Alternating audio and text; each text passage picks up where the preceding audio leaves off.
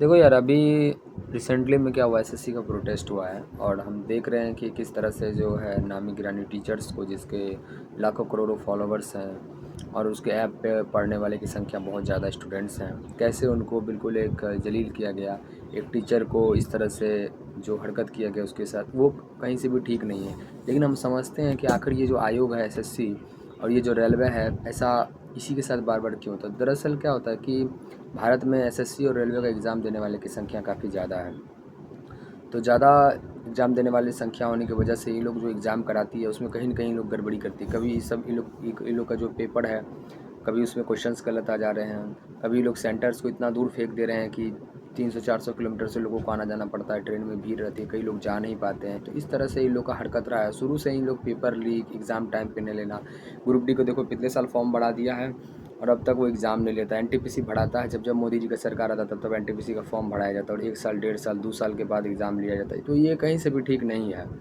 लेकिन इनकी तैयारी करने वालों की संख्या बहुत ज़्यादा है और ख़ास करके बिहार और यूपी के लोग बहुत ज़्यादा तैयारी करते हैं, क्योंकि यहाँ पर जो प्राइवेट स्कोप है वो बहुत ही कम है। इस केस में फिर जो आसरा रह जाता है वो एसएससी और रेलवे के साथ ही हम लोग का जो आसरा रह जाता है एग्ज़ाम निकालने का, एक जॉब लेने का, अपने सपनों को पूरा करने का। कई बार इतना लेट एग्ज़ाम होने की वजह से किसी किसी का एज लिमिट ख़त्म हो जाता है जिसका लास्ट अटेम्प्ट है। तो ये सब जो टीचर है, राकेश यादव सर, अभिनय सर, आदित्य रंजन सर, ये सब सर एसएससी रेलवे के बहुत नामी गिरामी टीचर्स हैं। ये लोग पढ़ाते हैं, इन लोग के साथ बहुत सारे स्टूडेंट्स जुड़े हुए हैं। तो ये लोग आवाज़ उठाने के लिए दिल्ली गए थे और वहाँ फिर इन लोग के साथ इस तरह की बदसलूकी हुई है। ये दिखाता है कि सरकार की मानसिकता क्या है। सरकार नहीं चाहती है कि ज़्यादा से ज़्यादा लोग पढ़ाई करें, क्योंकि पढ़ाई करने वाले को सरकार दबोना चाहती है।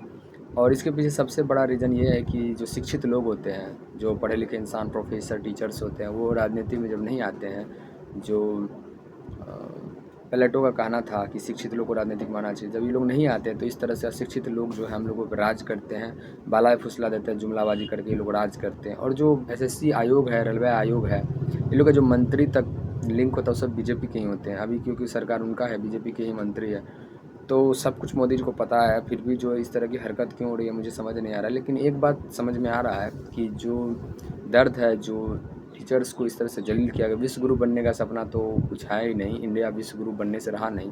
जहाँ टीचर्स की कोई इज्जत नहीं हुआ तो बिल्कुल विश्व गुरु वाली बात नहीं है।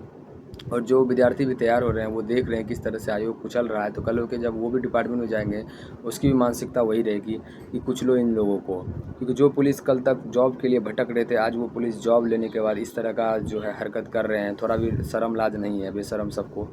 तो मानसिकता सुधारने की बहुत ज़रूरत है और सब कुछ सरकार को अच्छे से पता है। और इस तरह के प्रोटेस्ट होना कहीं से भी ठीक नहीं है और विश्व गुरु बनने का सपना चूर चूर कर देता है। बाय।